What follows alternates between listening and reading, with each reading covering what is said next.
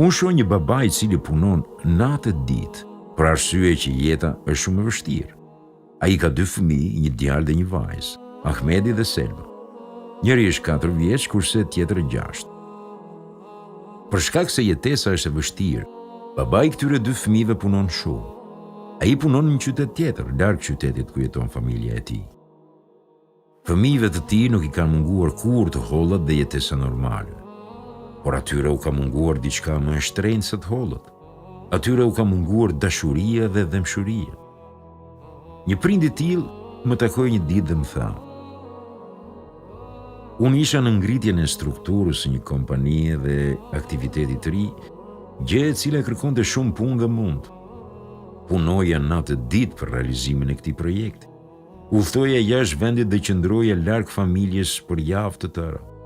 Sa herë që kthehesha në shtëpi, fëmijët I gjeja duke fjetur. Po ashtu I lija duke fjetur në mëngjes kur largohesha për punë. Një herë nën presionin e bashkëshortës, pranova të dal një shëtitje me vajzën time Selma. Teksa ishim duke u kthyer nga shëtitja, me makinë kisha hyrë në disa rrugë lagjesh për të mbërritur më shkurt në shtëpi. Në një çast Selma më thotë: "Babi, në cilën rrugë ndodhet shtëpia jote?"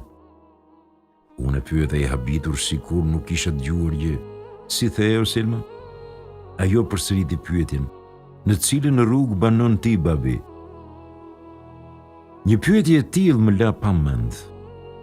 Unë nuk kisha grua të dytë që të më bënte atë pyetje. Unë e pyeta për të dytën herë: "Çfarë do të thuash, bija ime?" Ajo shtoi: "Thjesht dua të di ku banon." Unë e kisha të vështirë ta bindja se jetoj me ta në të njëjtën shtëpi, pasi nuk ishte ashtu. Pyetja e saj më tronditi shumë shpirtërisht, gjë e cila vazhdoi për një javë rresht. Këtë tronditje e plotësoi fëmia I dytë, djali.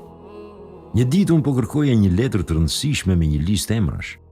Teksa isha zhytur këmbë kokë në kërkim, hyn në dhomë djali im Ahmedi, I cili më pyet: "Ç'po kërkon, babi?" Unë I përgjigjem: "Po kërkoj një letër me emrat e disa njerëzve shumë të rëndësishëm, me të cilët duhet takohem këtë javë." Djali më pyeti: "Po emri im është në atë letër, o babi?"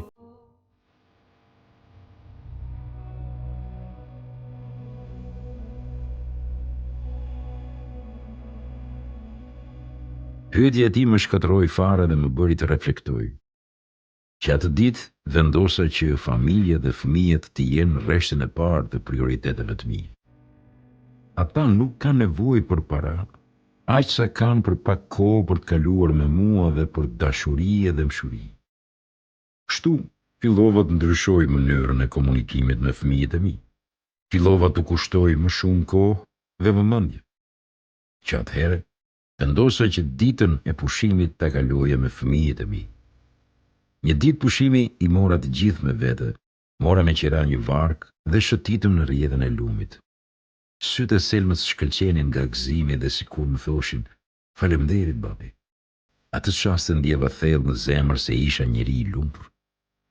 Më vonë u detyrova t'i braktis për arsye pune, por çdo ditë flas me ta në telefon. Sa herë që u flisja në telefon, përgatisja diçka për të diskutuar, ndonjëherë edhe ndonjë anekdotë për të qeshur.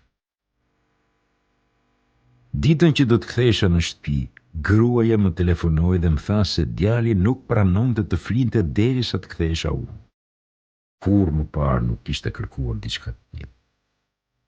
Atë ditë, mezi prita ta përfundoja punën që kisha në dorë, dhe më duke sikur fluturoje që të arrija sa më shpejt në shtëpi dhe ta vija në gjumë djalë. Gjatë rrugës, e lusja Zotin që të arrija shpejt, para se t'i zinte gjumë.